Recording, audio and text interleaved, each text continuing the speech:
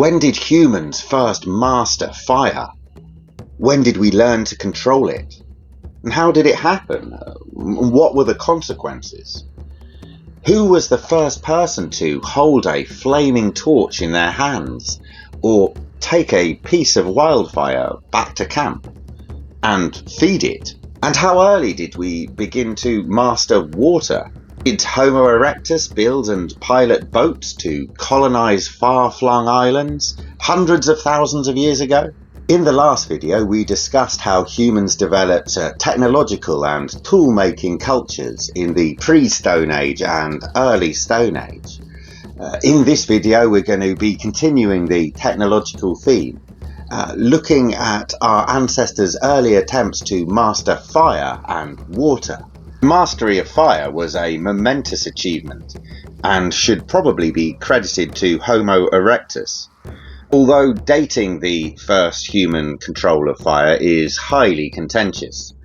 Dates range from over 2 million years ago to around 500,000 years ago, with disputes about whether particular archaeological fire sites are human-made or natural. Many of the oldest sites are in outside locations, which makes it hard to tell if it was a wildfire or not. There's an inside location, a cave in South Africa, where it looks as if humans were practicing fire control 1 million years ago.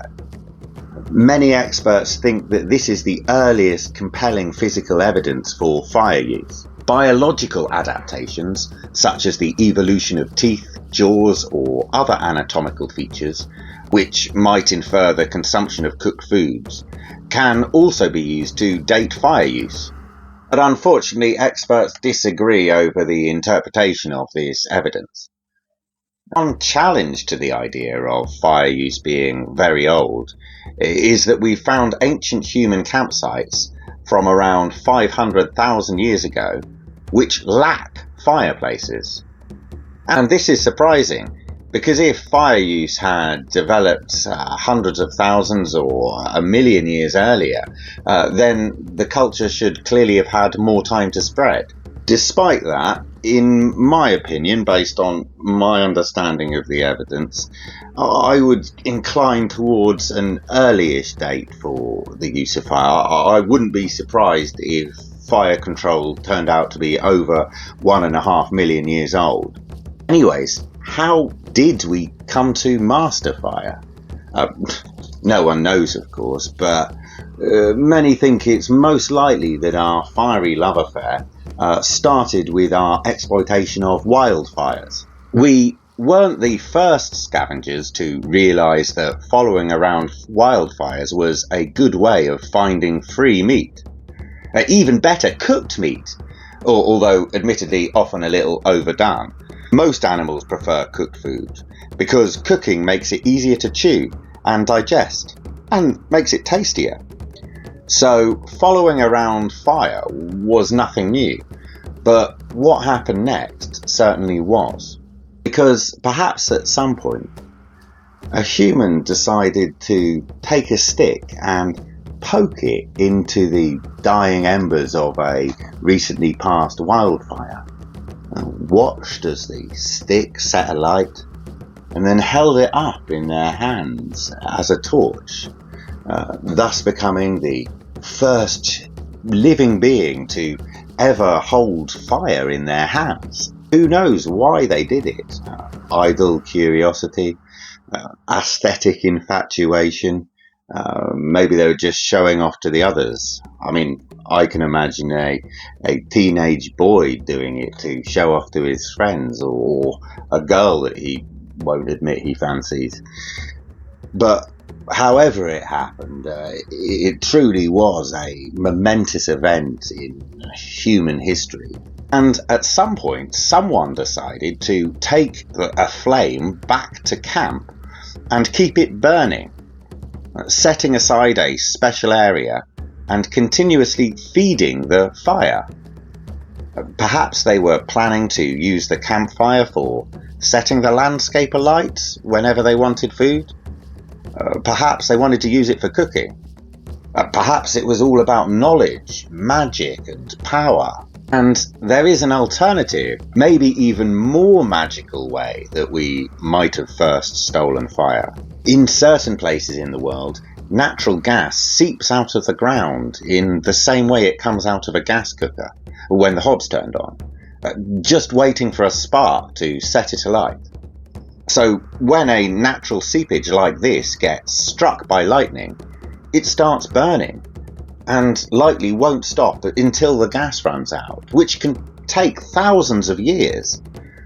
So perhaps our ancestors found a mystical site like this and acquired their first fire from there.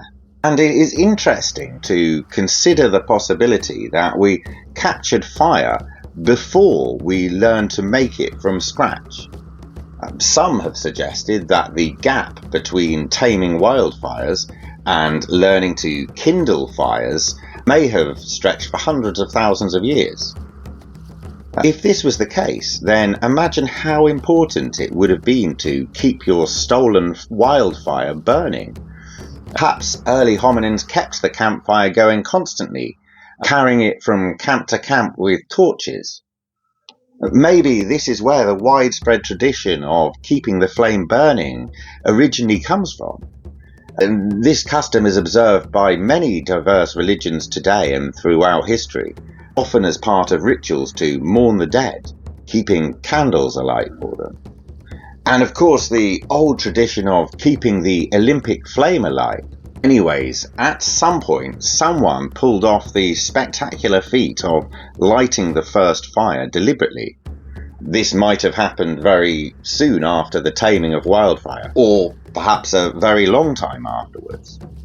Or it may have even been the first time we deliberately controlled fire, and the stealing wildfire scenario we've been discussing may never have happened. It is easy to hypothesize how the first starting of fire may have occurred, because in societies that do a lot of stone knapping, sparks are going to fly, especially when working with flint, one of prehistoric humanity's favourite materials. So possibly one of these sparks jumped up and accidentally set fire to a nearby patch of dried grass. And then this gave a very clever human a big idea. You've got to give them credit. They must have been very commendably determined. Lighting a fire from striking flint is very difficult. It takes a lot of patience. But ultimately they did it, and they learned to do it. They learned to repeat the process. And then we had done it. We had stolen fire from the gods. Fire is an incredibly powerful and versatile technology. Stone Age humans used it for keeping warm, scaring off predators or rival scavengers, hunting by setting fire to the landscape, hunting by smoking animals out from underground burrows, honey gathering by smoking bees out of their nest, making them go all dozy so that we can steal their honey. Environmental management through controlled burning of savannas and plains or woodlands. Providing light to enable productivity during the hours of darkness. You could make stone tools by the light of the fire. And of course, enhancing social bonds as everyone gathered around the fire at night. It could also be used for fire-treating weapons and tools to make them hardier. And of course, cooking. Cooking is very useful because it significantly reduces the amount of energy wasted on chewing and digesting, allowing humans to get more bang for the bite in terms of calories consumed. It also kills many pathogens and thus reduces the risk of illness and food poisoning. Some have suggested that the energy efficiency of cooking was a key factor enabling our brains to grow so abnormally large. Partly because it helps human immune systems to become unusually energy efficient, freeing up much needed energy for brain power.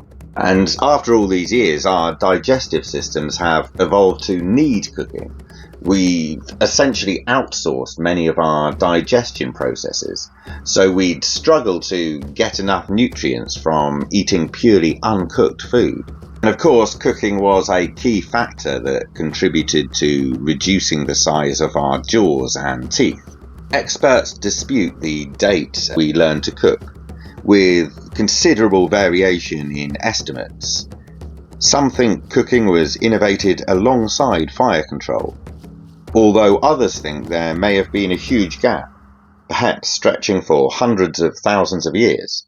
In my personal opinion, I think that cooking probably came alongside fire control, just based on the logic that we would have already known about the tastiness of cooked food from our days scavenging wildfires. The consequences of fire mastery were manifold and far-reaching.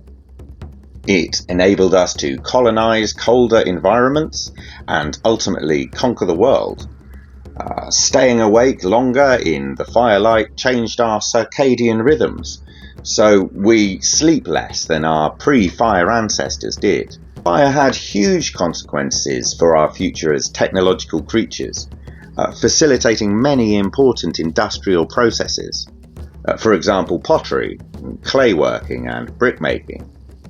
It was also essential for all kinds of metalworking and the production of many other basic materials. I've heard it theorized that if life evolved on a planet that was too wet for fire, then even the most intelligent social animals would never become truly technological beings, because they wouldn't have the fundamental foundation of fire technology to build on. This may or may not be true, but it does make you think about how significant fire mastery really is. And of course, fire has impacted human culture in many ways. For hundreds of thousands of years, we've gathered around the fires at night together to eat, drink, laugh, dance, make music, sing, tell stories. So much of human culture and language has been forged in the flickering light of the flames. A campfire became the central focus for every human campsite, always right at the heart of our homes. I've used the campfire as the logo for this YouTube channel, because the story of the ancestors was surely first told around a campfire many countless eons ago. Which reminds me, do subscribe to the channel and like the video, and any positive messages, suggestions are much welcome. This is a new channel, so any help or advice you can give is much appreciated. Anyways, what about our ancestors' attempts to master water? When it comes to seafaring and boat technology, there's much disagreement as to whether Homo erectus had boats. The earliest boats we found are only around 10,000 years old. But that's not that surprising, because boats are made from perishable materials, so we probably wouldn't find older ones, whether they existed or not.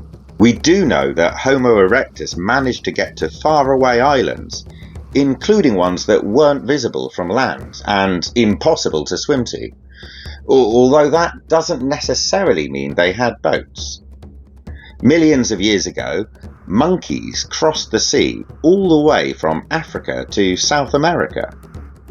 The only reasonable explanation for this is that a group of monkeys were hanging around on a large floating piece of vegetation by the shore when a storm struck, dislodged the vegetation and swept it out to sea, along with the monkeys. Amazingly, enough of them survived their accidental voyage to be able to establish a breeding colony in South America. So perhaps something like this happened to Homo erectus, although it would have had to have happened multiple times, because erectus colonized various distant islands in the Indian Ocean, the Pacific Ocean and the Mediterranean Sea, including Luzon, Flores and probably Crete. Maybe groups of Homo erectus spent an awful lot of time hanging around on floating vegetation during storms. But to me, it just seems unlikely that so many colonizations would have happened by accident. It seems more probable that they had boats. And judging from the dates of the migrations, this would mean they were inventing boats about 7, 8 or 900,000 years ago. It seems likely that Homo erectus had the intellectual capacity to invent boats. Orangutans have been observed rowing basic crafts, although it's believed that they got the idea from watching humans rather than inventing boats themselves. But when you look at Homo erectus's achievements intellectually, including the incredibly sophisticated and counterintuitive way they used to sharpen and then dull and then resharpen hand axes, then inventing boats seems well within their intellectual capabilities. I mean, the basic idea doesn't even seem that complex. It might occur to anyone who saw a piece of wood floating. And if a swimmer pulled themselves onto a log floating nearby, then they'd already be halfway there. Still, it is impressive that these ancestors may have had the cognitive and communication abilities, the courage and forethought that would be necessary to scout out and plan migrations to places far beyond the horizon. It does make you think about their capacities for mental abstraction and language. And we'll be discussing this more as the Ascent of Humanity series progresses, looking at what clues the technologies we were using and give as to the psychological and cognitive advances that we'd made. Anyways, the mastery of fire and water in the form of fire control and boat building were huge moments in human history. Both were ultimately essential in enabling our species to colonize the world. Fire mastery feels especially meaningful. Humanity has long considered fire control to be the key thing that separates us from the rest of the animal kingdom. I think most people around my age would be reminded of King Louis from the Jungle Book, who sang to Mowgli about how he wanted to be taught how to make fire so that he could be like us. And this idea has been around from time immemorial. The ancient Greek myth of Prometheus, who stole fire from the gods and gave it to humanity, is a good example of that. And as I say, it's really always been quite a deep part of our human identity. And this is another reason why I've used it for the YouTube channel logo, because it's something that all human cultures have in common. It really is right at our roots of our culture, our species culture. So to put fire mastery and seafaring on the timeline, as we've already discussed, there's a lot of contention around dates. I'll be placing them according to my personal guesstimate for the reasons I've already outlined. So fire control goes in around 1.5 million years ago, and I'm suggesting cooking goes alongside that. And then we'll put in boat building and seafaring for around 800,000 years ago. Anyways, in the next video, we're going to be discussing power and war and gender. It's very interesting how these subjects seem to naturally entangle together. We're going to be looking at it under the title of masculinity and femininity. So I'd be interested to know your thoughts on the interesting topics we've discussed today. When do you think we developed fire control? And how do you think it happened? Did we steal wildfire or make it from scratch? What was the first time? And what do you think about the boats of Homo erectus? Do you think they really did have boats and seafaring capabilities? Let me know in any comments in the section. And of course, like the video and subscribe to the channel, and any general suggestions or advice is much appreciated. This is all quite new to me. So yeah, anyways, until the next time, peace and love.